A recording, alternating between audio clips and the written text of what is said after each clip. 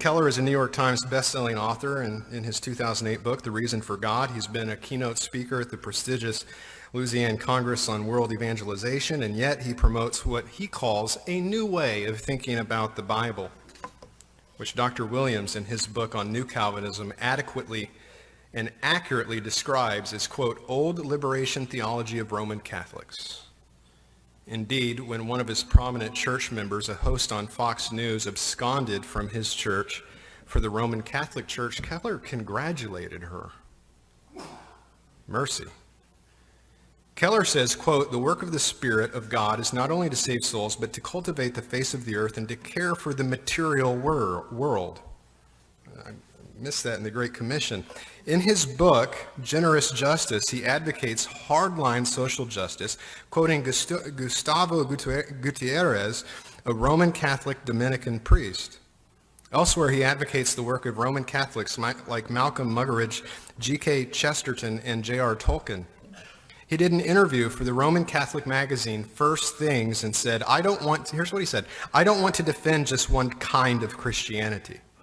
Speaking of Protestantism as a kind of Christianity, he said, but the Apostles' Creed is what I want to defend, including Roman Catholics in the category of Christianity. In 2009, he taught his congregation how to practice contemplative prayer in a series called The Way of the Monk. The website of Redeemer Presbyterian Church promotes Lectio Divina. It promotes Ignatius Loyola, a Jesuit priest. Economically and culturally, he is a straight-up Marxist.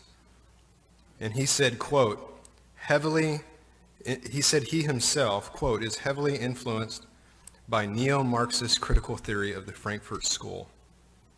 He says that he was emotionally drawn to the social activism of the Neo-Marxists.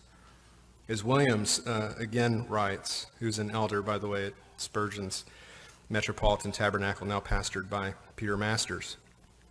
As he quotes him again, living out the neo-Marxist ideology of the Frankfurt School within the church became the goal of his life. It should be no wonder that his brainchild, along with D.A. Carson, a Calvinist continuationist himself, and also Mark Driscoll, that is the Gospel Coalition, has recently been called, mostly by honorary polemicists, the Social Gospel Coalition.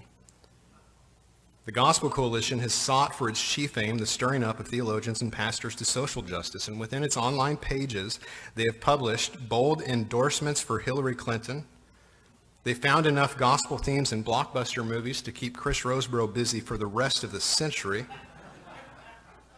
They've promoted cultural compromise in the name of contextualization. They've engaged heavily in cultural Marxism, promoted the concept of white guilt, taught creation care environmentalism, and recently encouraged Christians to learn from motivational speaker Tony Robbins.